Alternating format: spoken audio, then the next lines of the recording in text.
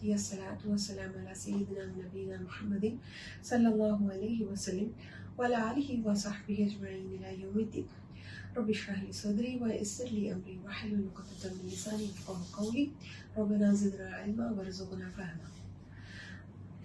அஹ்ஸாப் சூரா அத்தியாயத்தினுடைய விளக்க உரை தொடரில் இன்னைக்கு நாம பார்க்க இருக்கிற வசனம் 53, 54, 55 இன்ஷா அல்லாஹ். இந்த வசனம் விருந்தோம்பல் சம்பந்தப்பட்ட சில புரிதல்களை நமக்கு ஏற்படுத்தும். நபி ஸல்லல்லாஹு அலைஹி வஸல்லத்தினுடைய ஒரு திருமணம் நிகழ்வுல ஏற்பட்ட அதனோடு தொடர்புடையதாக இந்த வசனம் இருக்கு. ஜைனப் பின் ஜாஷ் அன்ஹா அவங்களோடு நபி ஸல்லல்லாஹு அலைஹி வஸல்லத்தினுடைய திருமணம் முடிந்த அந்த வலிமா விருந்துல சஹாபாக்கள் பலரும் வந்து கலந்து வாழ்த்தி விருந்துண்டு சென்றாங்க. 3 பேரை தவிர. இவர்கள் ரொம்ப நேரம் தங்கி இருந்து அவங்களுக்குள்ள உரையாடிட்டு இருந்தாங்க.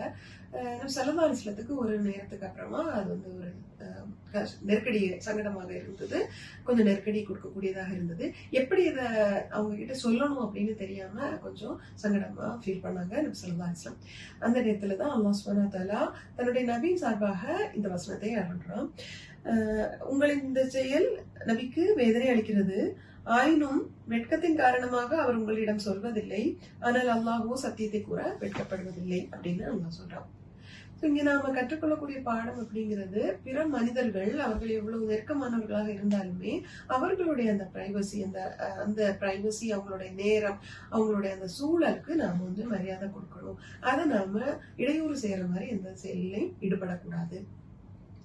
நூறு அத்தியாயத்தினுடைய தொடர்ச்சி வசனம் போல இந்த வசனத்திலேயும் அல்லாஹ் வீட்டினுள் நுழைவதற்கான சில வரம்புகளை நமக்கு கற்றுத்தரான்.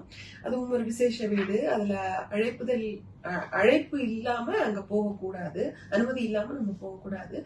அழைப்பு கிடைக்க பெற்றால் அதை நிச்சயமாக மதித்து நம்ம போகவும் செய்யணும் அப்படிங்கிறதையும் அல்லாஹ் சொல்றான். எந்த நேரம் உணவுக்கு அழைப்பு கிடைக்குதோ அந்த நேரத்துக்கு போகணும். அதாவது மதிய உணவுக்கு அழைக்கப்பட்டால் மதிய நேரத்துக்கு போகணும், இரவு உணவு என்றால் இரவு நேரத்துல போகணும். சீக்கிரமா முன்கூட்டியே போறது இல்ல ரொம்ப தாமதமாக போறது, இது ரெண்டுமே சிறந்தது கிடையாது அப்படிங்கிறதையும் இதை தெரிஞ்சுக்கிறோம். முக்கியமா வேலை முடிஞ்ச உடனே அங்கிருந்து கிளம்பிடணும். அதுக்கப்புறமா அங்க நேரத்தை செலவழிக்கிறது அப்படிங்கிறது நமக்கு விருந்து கொடுக்கக்கூடியவர்களுக்கு சிரமத்தை ஏற்படுத்தும். இப்போ நம்ம ஸல்லல்லாஹு அலைஹி வஸல்லத்துக்கு ஏற்பட்ட மாதிரி சிரமத்தை ஏற்படுத்தும் அப்படிங்கிறதும் இங்க கத்துக்கிறோம். ஏன்னா இஸ்லாம் விருந்து அளிப்பவர்களுக்கு துவா செய்ய கத்து தரக்கூடிய மார்க்கம். நாம அந்த விருந்து கொடுக்கக்கூடியவர்களுக்கு நோயினை கொடுக்க கூடாது இல்லையா, தொந்தரவு கொடுக்க கூடாது இல்லையா, இதுதான் இங்க படிக்கிற விஷயம். அடுத்து தொடர்ச்சியா அல்லாஹ் இந்த வசனத்துல நபி ஸல்லல்லாஹு அலைஹி வஸல்லத்துடைய மனைவிமார்களுக்கு ஒரு அறிவுரை கூறுகிறான், கட்டளையாகவே சொல்றான்.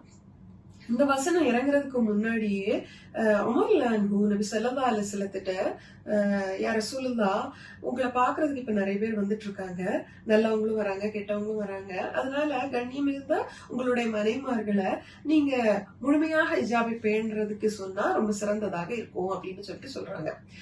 ரசூல் ஸல்லல்லாஹு அலைஹி வஸல்லம் உடனே செயல்படுத்த முடியல, ஏன்னா அல்லாஹ்வுடைய கட்டளையின் பேர்ல தான் அவங்க எல்லாமே சொல்லுவாங்க. சோ அதனால அவங்க வெயிட் பண்ணிட்டு இருக்கிற அந்த நேரத்துல அல்லாஹ் இந்த வசனத்தை அருளுறான். மஹரமானவர்களின் முன்னிலையில தவிர மற்றவர்கள் முன்னிலையில ஹிஜாப் இல்லாம போகக்கூடாது. உம்மஹாத்துல் முஃமினீன்ட்டு உங்களுக்கு ஏதாவது சந்தேகம் இருந்தால் திரைக்கு அப்பால் இருந்துதான் கேட்டு தெளிவு பெற்றுக் கொள்ளணும் அப்படிங்கிற வசனத்தை அல்லாஹ் இறக்குறான். இதை இறக்குற உடனேயே இந்த விஷயத்த முன்னாலே உமர் லானு சொன்னதுனால உமர் நாவில் அல்லாஹ் பேசுகிறான் அப்படின்னு ஸல்லல்லாஹு அலைஹி வஸல்லம் சொன்னதாக சொல்லப்படுது.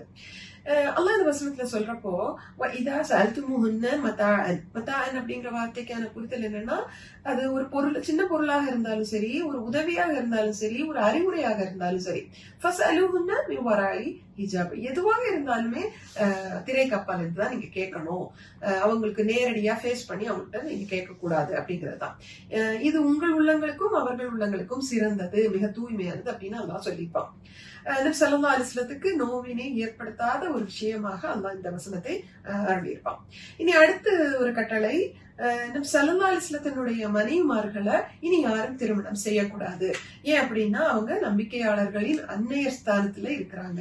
அதனால அவர்கள் இனி மற்றவர்கள் திருமணம் செய்வதற்கு உகந்தவர்கள் அல்ல அப்படின்னு ஒரு கட்டளையை அல்லாஹ் சொல்லியிருப்பான். இதை தவிர்க்கிறதுக்கு தான் இந்த ஹிஜாப் சம்பந்தப்பட்ட பேணுதல் வசனங்களையும் அல்லாஹ் சொல்லியிருக்கான். இது ஏன் இவ்வளவு கெடுபிடி அப்படின்னு நாம பார்த்தோம்னா, எப்பவுமே பிரபலமாக இருக்கக்கூடிய பெண்களுக்கு அவர்களை இந்த மாதிரி சர்ச்சைக்குள்ளாக்கக்கூடிய ஆபத்து அவங்களை சூழ்ந்திருக்கும். தீய பார்வைகளுக்கு அவங்கதான் பெரும் இரையாக மாறுவாங்க. அதனாலதான் அல்லாஹ் இந்த மாதிரி ஒரு வரம்புகளை விதித்திருக்கலாம். மட்டும் இல்ல, நபி ஸல்லல்லாஹு அலைஹி வஸல்லத்துடைய மனைவிமார்களை அல்லாஹ் ரொம்ப கண்ணியப்படுத்தி ரொம்ப பெரிய அந்தஸ்துல வச்சிருந்தான். அதுவும் ஒரு காரணமாக நம்ம இங்க புரிஞ்சுக்கலாம். 55வது வசனம். இதுல யாரெல்லாம் மஹரமானவர்கள் அப்படின்னு அல்லாஹ் ஒரு லிஸ்ட் கொடுப்பான். இவங்களுடைய முன்னிலையில இவங்க வீட்டுல போறதுக்கு எல்லாத்துக்கும் உங்களுக்கு தடை இல்லை அப்படின்றதையும் அல்லாஹ் சொல்லியிருப்பான். நாம இந்த இடத்துல நமக்கு கிடைக்கக்கூடிய ஒரு மெசேஜ் என்னன்னா, நாம நம்மை தூய்மையாக வைத்துக்கொள்ள பேணிக்கொள்ள மஹரம் அல்லாதவர்களோடு இருக்கக்கூடிய அந்த உறவுல நாம நிறைய பேணுதலை மேற்கொள்ளணும். அது உடையானாலும் சரி, ஹிஜாப் சம்பந்தப்பட்ட விஷயங்களானாலும் சரி, ஒரு நெருக்கமான ஒரு உறவு முறைகளானாலும் சரி, எதுவானாலுமே அதுல ஒரு இடைவெளி பேணிக்கொள்ளணும். சிலதை நம்ம கொஞ்சம் கவனமாக இது பண்ணிக்கணும். ஏன்னா அல்ல இங்க பெண்களையும் சேர்த்துதான் சொல்லியிருக்கிறான். உங்களுடைய பெண்கள் அப்படின்னு அல்லாஹ் சொல்லியிருக்கிறான். அப்படின்னா நம்பிக்கை கொள்ளாத பெண்களிடம் நாம இந்த கவனத்தோட நம்ம பேணுதலோட இருக்கணும் அப்படிங்கறதையும் அல்லாஹ் சொல்லியிருப்பான். இறுதியாக அல்லாஹ் சொல்றது வத்தகுல்லா. நம்ம எல்லாத்தையும் கேட்டுட்டு செய்யறோம் அப்படின்னு எல்லாம் முடிவு பண்ணிட்டு யாரும் பார்க்காத நேரத்துல நாம இதை தவற விடுறது அப்படிங்கிற மாதிரி ஒரு செயல்பாடு இருக்கக்கூடாது அப்படிங்கிறதுக்காக அல்லாஹ் தன்னை நினைவுபடுத்துறான். அல்லாஹ்வை அஞ்சிக் கொள்ளுங்கள். ஏன்னா அல்லாஹ் உங்களை 24 மணிக்கூர் 24/7 அல்லாஹ் உங்களை பார்த்துட்டு இருக்கிறான், கண்காணிச்சுட்டு இருக்கிறான் அப்படிங்கிறதையும் அல்லாஹ் நினைவுபடுத்துறான். இறுதியாக இன்னல்லாஹ அலா குல்லி ஷைஇன் ஷஹீத். நான் சாட்சியாளனாக இருக்கிறேன், அல்லாஹ் எல்லாவற்றின் மீதும் சாட்சியாளனாக இருக்கிறேன் அப்படின்னு சொல்றான். இது ஒரு நாள் நான் இதை பற்றி நான் உங்கள்கிட்ட கேள்வி கேட்பேன். என் முன்னால நீங்க விசாரணைக்காக நிற்கணும், நான் பதிவு செய்து வைத்திருக்கிறேன் அப்படிங்கிறதையும் நமக்கு இங்கு நினைவுபடுத்துறான். இதான் இந்த வசனத்தினுடைய புரிதலாக நாம எடுத்துக்கொள்ளலாம்.